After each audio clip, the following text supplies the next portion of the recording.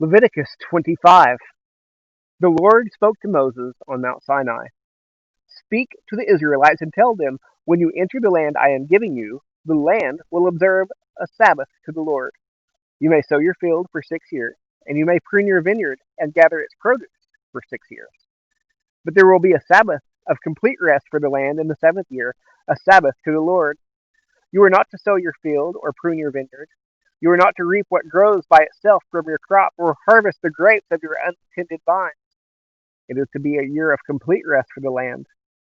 Whatever the land produces during the Sabbath year can be food for yourself, your male or female slave, and the hired worker or alien who resides with you. All of its growth may serve as food for your livestock and the wild animals in your land.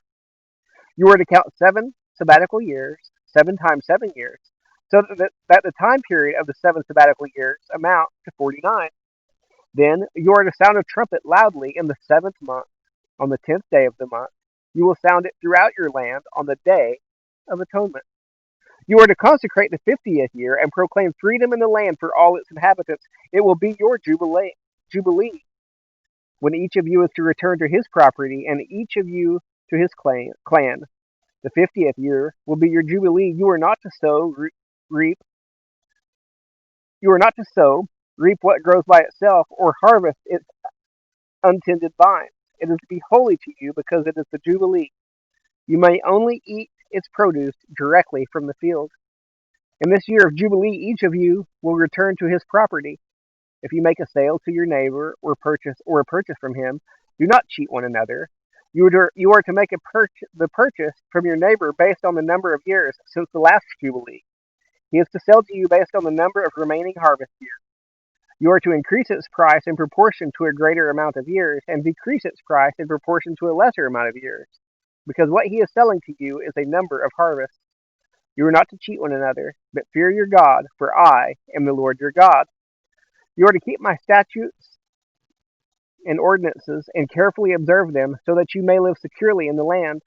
Then the land will yield its fruit, so that you can eat, be satisfied, and live securely in the land. If you wonder, what will we eat in the seventh year if we don't sow or gather our produce?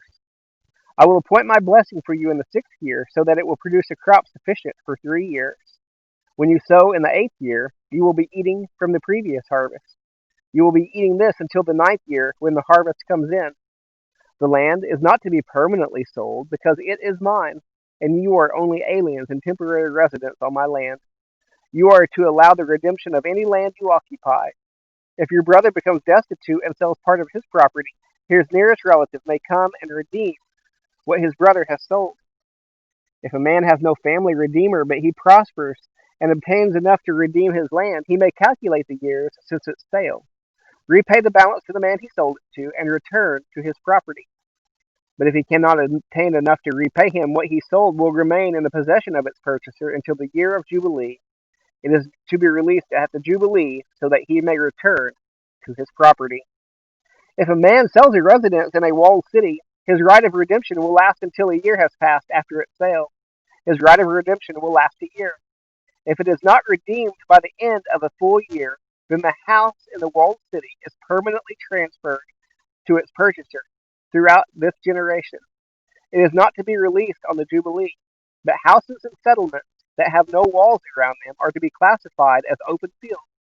The right to redeem such houses stays in effect, and they are to be released at the Jubilee. Concerning the Levitical cities, the Levites always have the right to redeem houses in the city they possess. Whatever property one of the Levites can redeem, a house sold in the city they possess, is to be released at the Jubilee, because the houses in the Levitical cities are their possession among the Israelites. The open pasture land around their cities may not be sold, for it is their permanent possession. If your brother becomes destitute and cannot sustain himself among you, you are to support him as an alien or temporary resident, so that he can continue to live among you. Do not profit or take interest from him, but fear your God and let your brother live among you. You are not to lend him your silver with interest, or sell him your food for profit. I am the Lord your God, who brought you out of the land of Egypt to give you the land of Canaan, and to be your God. If your brother among you becomes destitute and sells himself to you, You must not force him to do slave labor. Let him stay with you as a hired worker or temporary resident. He may work for you until the year of the Jubilee. Then he and his children are to be released from you, and he may return to his clan and his ancestral property. They are not to be sold as slaves, because they are my servants that I brought out of the land of Egypt. You are not to rule over them harshly, but fear your God. Your male and female slaves are to be free from the nations around you. You may purchase male and female slaves. You may also purchase them from the aliens residing with you, or from their families living among you. Those born in your land, these may become your property. You may leave them to your sons after you to inherit as property. You can make them slaves for life, but concerning your brothers, the Israelites, you must not rule over one another harshly. If an alien or temporary resident living among you prospers, but your brother living near him becomes destitute and sells himself to the alien living among you, or to a member of the resident's alien clan, he has the right of redemption after he has been sold. One of his brothers may redeem him, his uncle or cousin may redeem him, or any of his close relatives from his clan may redeem him. If he prospers, he may redeem himself. The one who purchased him is to calculate the time from the year he sold himself to him until the year of Jubilee. The price of his sale will be determined by the number of years. It will be set for him like the daily wages of a hired worker. If many years are still left, he must pay his redemption price in proportion to them based on his purchase price. If only a few years remain until the year of Jubilee, he will calculate and pay the price of his redemption in proportion to his remaining years. He will stay with him like a man hired year by year. A resident alien is not to rule over him harshly in your sight. If he is not redeemed in any of these ways, he and his children are to be released at the year of Jubilee.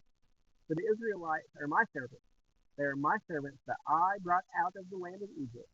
I am the Lord your God.